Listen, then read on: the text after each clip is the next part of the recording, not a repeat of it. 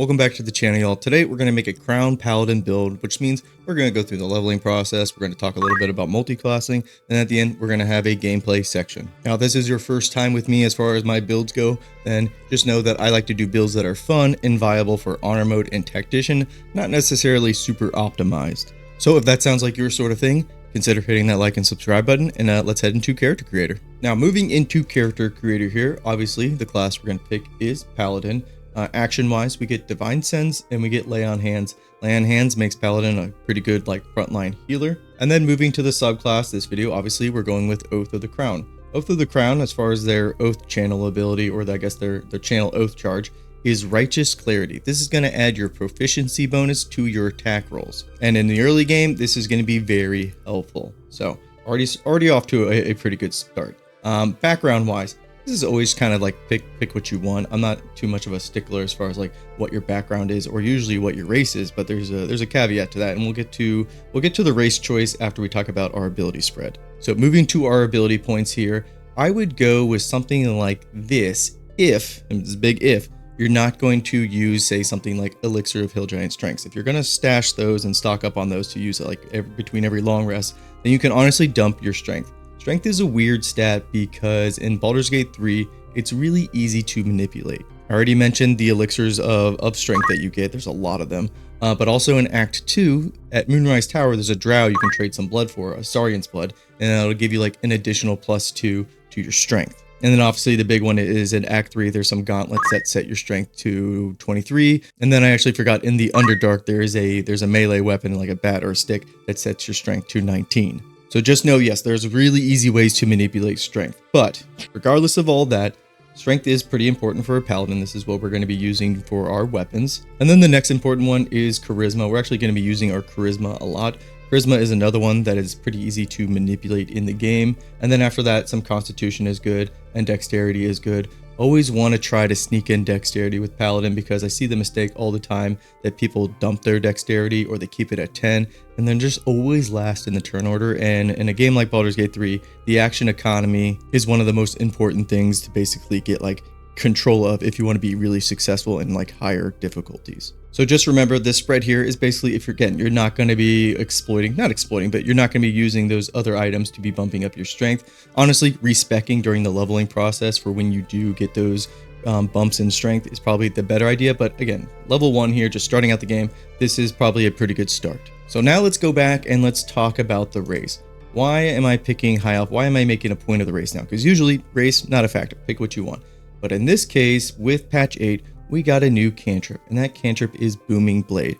I do think Booming Blade is basically really crucial for every melee character to try to pick up, because it is extremely easy to pick up and it's really good. Booming Blade goes off of your melee weapon attack roll, so you actually don't need to invest into the spell modifier. In this case with High Elf, it would be Intelligence, but that has nothing to do with Booming Blade. Now, what does Booming Blade do? Well, when you first pick up Booming Blade, it'll add a 1 to 8 damage thunder damage if a target moves, and you can do this once per action. Now, this gets upgraded at level 5 and I think level 11, where the initial hit will actually do thunder damage. On top of, if the enemy moves and they have Booming Blade on them, they will also take additional thunder damage. Essentially, later on in the game, this Booming Blade is as good as a Divine Smite level 2. And again, it's a cantrip. So how do we get it? Well, if you pick a High Elf or a Half High Elf, you get Booming Blade right off the bat, level 1.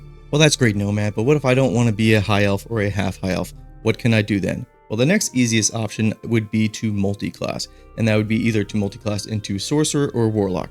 Technically, you can multi-class into Wizard as well, but Sorcerer and Warlock, they both share the same spell modifier as Paladin, so that would be my go-to for this build. And just one level dip into either one of those, and you can pick up the cantrip right there. Well, that's great, Mr. Nomad, but what if I don't want to be a High Elf and I don't want to multi-class because I'm a purist and I want to stick to just my class? Well, then the next easiest option is to pick up Magic Initiate feat, and I would go with Warlock. That way you can pick up Booming Blade and you can pick up Eldritch Blast. And those are two fantastic cantrips that will be based off of your charisma, or at least Eldritch Blast is. Again, Booming Blade, this goes off of your melee weapon. So going forward, I'm going to assume you're going to pick up Booming Blade in one of those 3 ways. I know we spent a lot of time talking about this cantrip here, but I do think it is that good, especially for Paladin. So that's character creation. That's level 1 out of the way. Let's go ahead and move on to level 2. All right, at level 2 here, this is when we pick up Divine Smite. Now, with Crown Paladin here, I actually don't like to Divine Smite too often because one of the issues with Paladins in general is they don't have that many spell slots. So Divine Smiting all the time, you're going to run dry pretty quick. And with Crown here, I like to think of this as a more supporting your team type of Paladin, a little bit more on the tanky side. So Divine Smites, I'm really just going to want to utilize these for when I either get a critical or I need to really take down like a heavy target like a boss or a mini boss or something like that. So I really don't want to be using Divine Smites all the time. Now moving on from Divine Smites, we have our fighting style. I'm going to go with defense here. I'm going to be utilizing a shield with Crown Paladin. If I wanted to use a two-hander, I'd probably just go Vengeance or Oathbreaker or something like that. Not to say you can't do that with Crown, but for this build in this video, I am going to be using a shield. So some of you might be saying, okay, why don't you go with Protection? Well, Protection, it gives us a pretty nice reaction ability, but you're going to see later on as we're leveling, we're going to have a lot of reaction options, almost to the point of our reactions being bloated. So while Protection can be good as a reaction, we're just going to get better ones and we're going to have a lot of other options. So don't want to bloat our action economy. We're just going to go with Defense here. As far as prepared spells, the main ones I really like are Command, Compel Duel, and then Shield of Faith. These three are kind of going to be our bread and butter, I would say. Again, going for much more of a control, protection type of paladin. Shield of Faith here is obviously just a really good concentration to bump up your AC, especially in the early game. But funnily enough, I find myself using Compel Duel a lot more with this paladin. And we'll talk a little bit more about that at level 3. So let's go ahead and move to level 3. And at level 3 here, we pick up some more class features. We get Divine Health, meaning that we can't be affected by diseases. But our actions here are really what I want to talk about. We get Turn the Tide, and then we get Champion Challenge. Now, between these two, Champion Challenge is definitely the more appetizing choice. I don't know. Did I just do a food reference when we're talking about a class? I don't know. But out of the two of these, yes, Champion Challenge is definitely the more desirable one. But I will say this on the higher difficulties, especially in the early game, using Champion Challenge can basically be like a death sentence. And why is that? Well, you don't have that much health.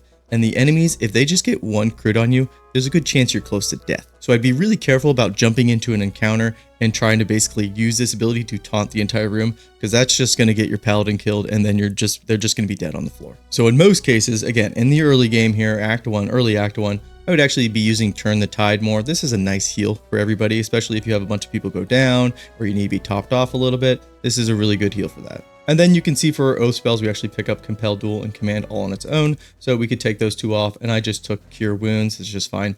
Paladin spell wise, you can always trade these out for what you need. And I think we already picked up the ones that I would basically recommend. So let's move on to level 4. And at level 4 here, we get another Lay on Hands charge. Spell wise, really nothing new. We just get to pick up another one. Now feat wise, this is going to be the main sticking point or the main talking point with level 4, because we're going to talk about all the feats or the potential feats right here. So the lowest hanging fruit here is just ability improvement. For this, I would just use it for your charisma if you are going to use it. Like I said in the character creation section here, strength is really easy to come by, and I don't think it's worth putting your ability points into. Maybe you can make a case for level 4 and using it here, but definitely later on Act 2, you're not gonna need to do that.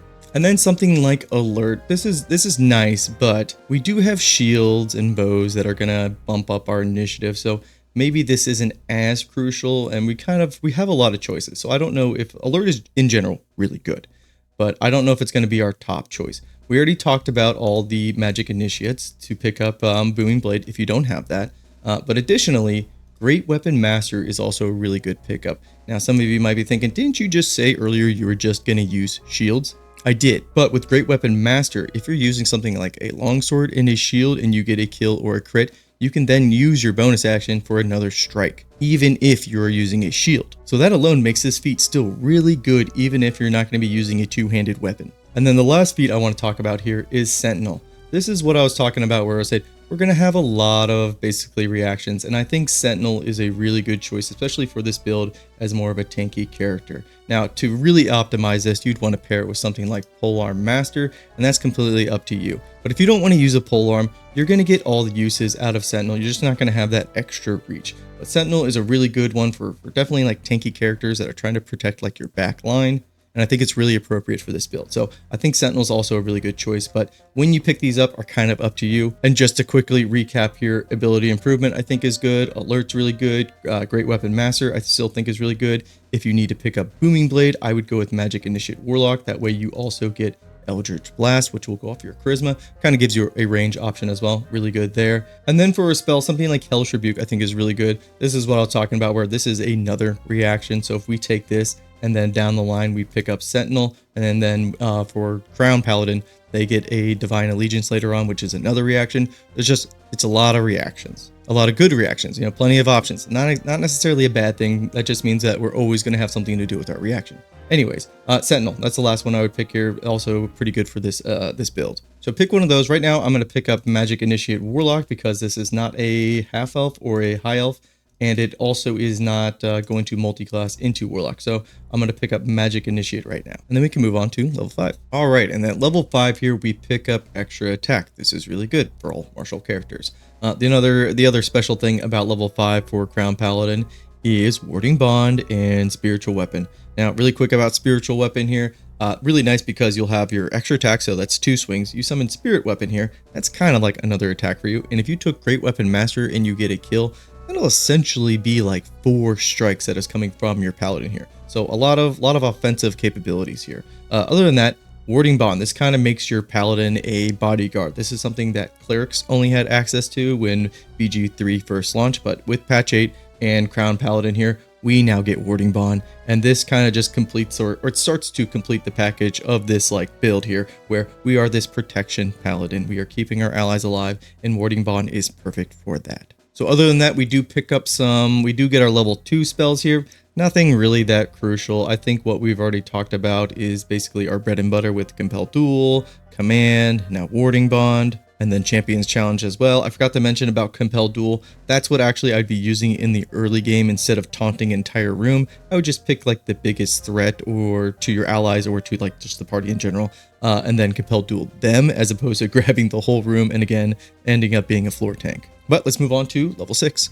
And a level 6 here, I lied earlier, Divine Allegiance we get at level 7, I think. Level 6 here, we get Aura of Protection. This is going to add our Charisma modifier to our saving throws to anybody who's in our little 3-meter radius here. This is a really good class action for Paladins, again, to help allies too with their saving throw. So really nice pickup there. We didn't pick up anything new as far as our spells, so we can move on to level 7. So level 7 here, this is when we pick up Divine Allegiance. So when an ally who's in that 1.5 meter radius takes damage, you can use your reaction to basically substitute your own health for your ally's health. Again, feeding into that support, that tanky role that the Crown Paladin I think is going for, at least how my Crown Paladins, how I like to play them. So with Warding Bond and Divine Allegiance, we are that tank role now. And at level 5, our Booming Blade got that upgrade, so we can just be spamming Booming Blades. And by spamming, I mean just using them for your action, and then using our spells and our reactions basically to protect our allies. And at this point in the game, I think you're going to have enough like armor and items, and then your health is going to be high enough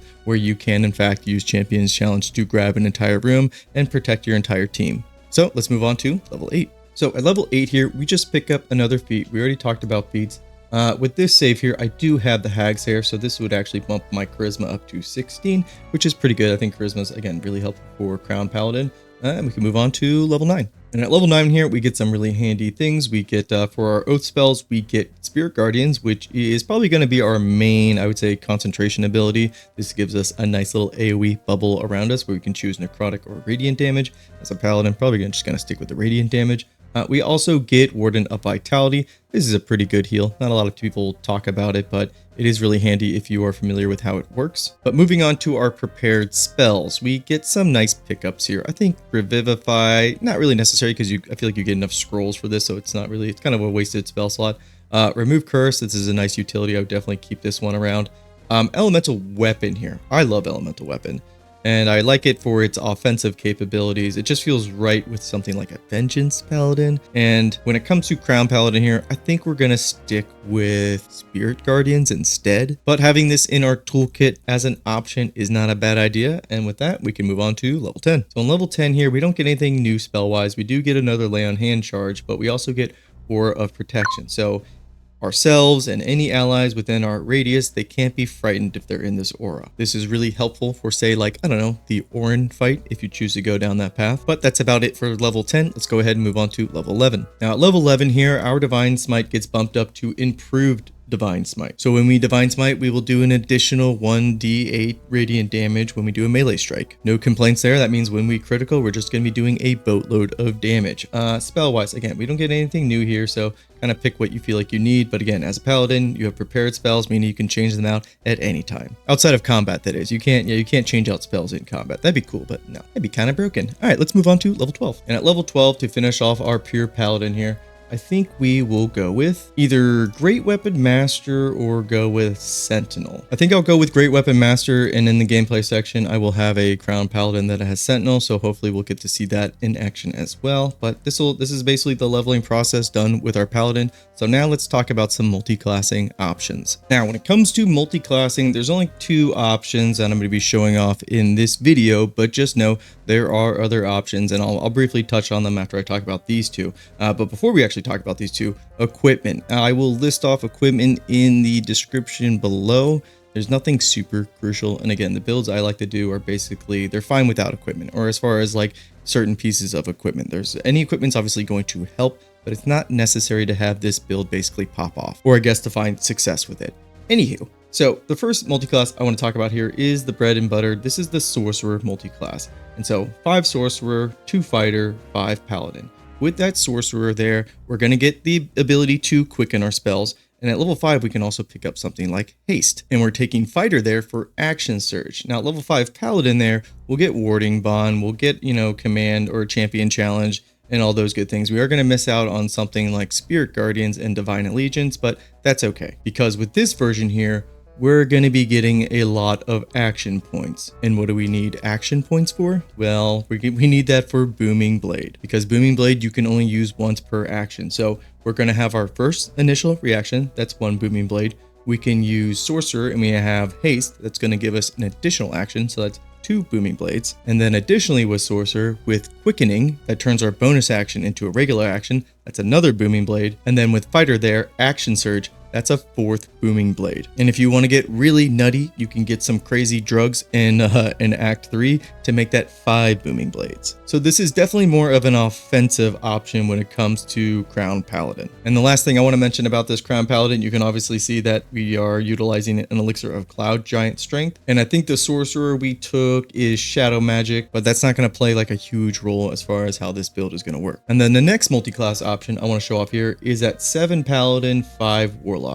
Now, some of you might be asking, because in the patch 8 test server, the 5 Paladin with Pact of the Blade, Deepen Pack, and then picking another class that picks up extra attack like Paladin here at level 5, combining those 2 would give you 3 attacks like improved extra attack that fighters get at level 11. That did not work on the test server, even if you were on Tactician or lower difficulties. So a big question was, okay, are they going to fix that finally in the live version? And the answer is no. So this is probably going to be the most popular version, I would say, that people are going to pick up, because this Warlock is Hexblade, meaning we can dump our strength completely and just focus on charisma. Now with this version here, we also do get Eldritch Blast, which is going to be bumped up because we have Agonizing Blast from leveling Warlock. And additionally, we get some nice other benefits like being able to use Hexblade's Curse, and then having 2 level 3 spells that come back on short rest. We can use those however we see fit, whether on Divine Smites, or if you want to do something like use Command or any of our reactions like Hellish Rebuke. So this is a really nice multi-class. I like this option a lot. And I know another really popular option is College of Swords Bard and combining that with Paladin, but that combination, that vibe, it's just not really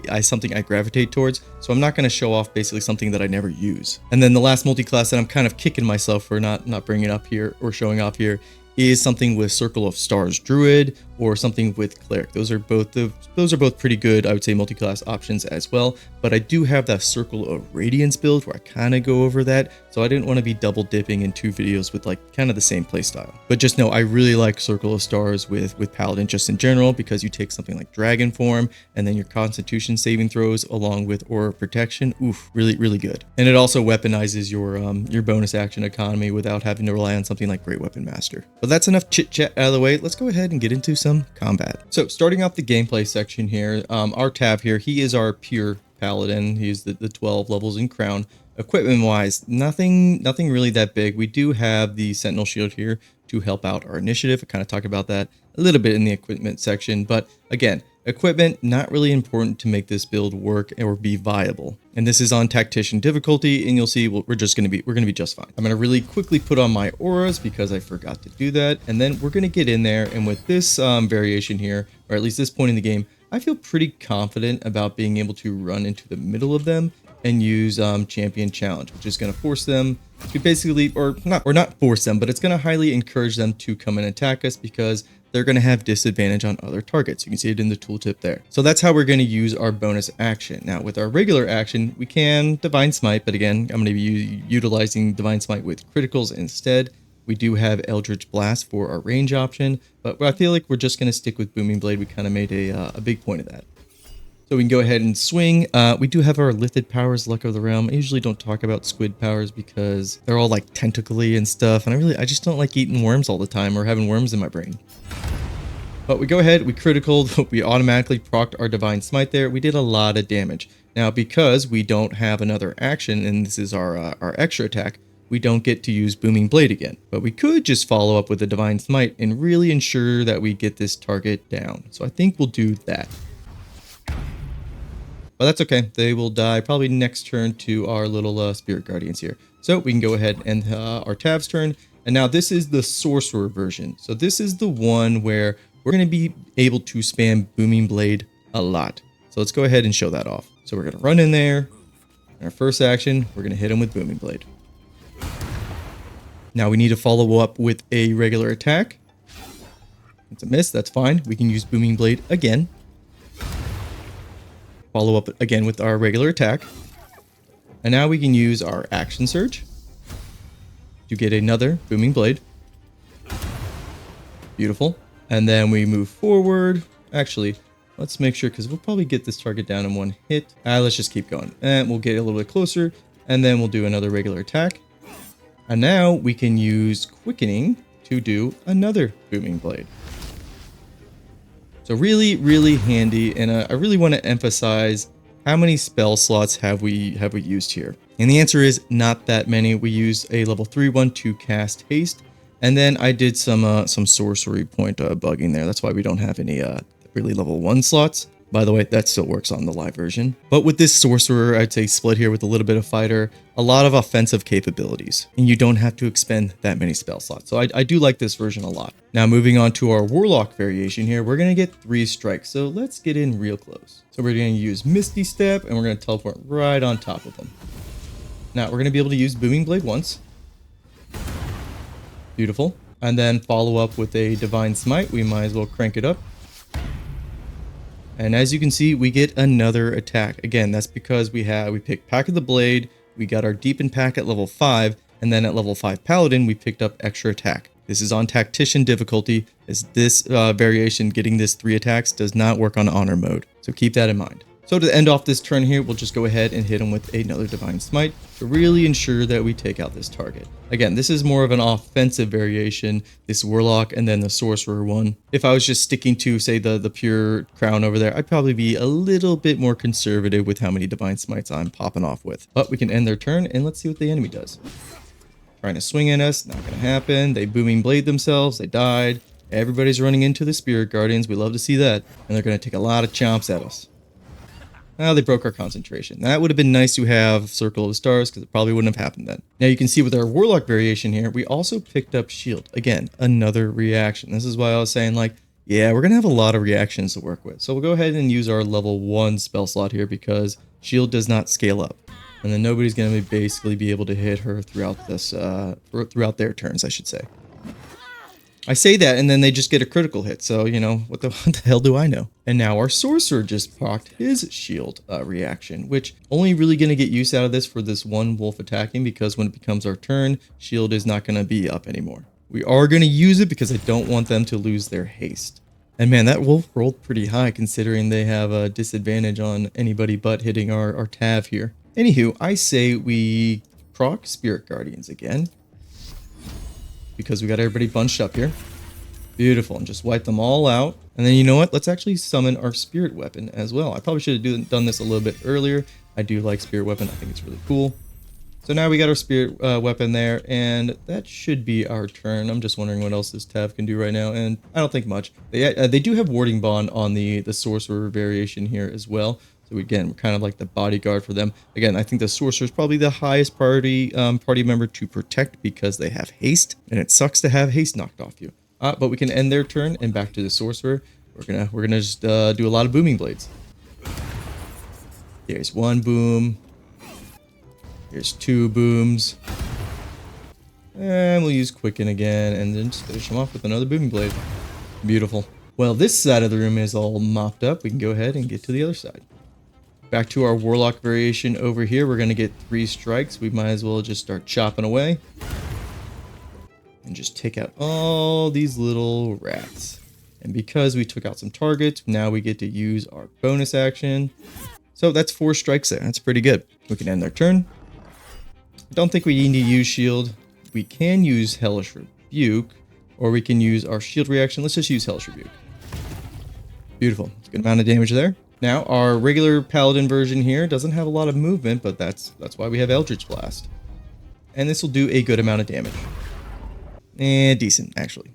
Now, if we want to be really cheeky, we could go ahead and Compel Duel, but I don't think they're going to last another turn because, well, we're just going to run in there and beat the crap out of them. Now, because this wolf is immune to our slashing damage because we don't have a magical weapon on, at this point in the game, you'll definitely have a magical weapon. We're just going to Divine Smite them just to end this. Beautiful. So that's our Oath of the Crown Paladin build. With patch 8, we got a lot more builds to cover. If you made it this far, thank you very much, and I will see you next time. Peace and take care.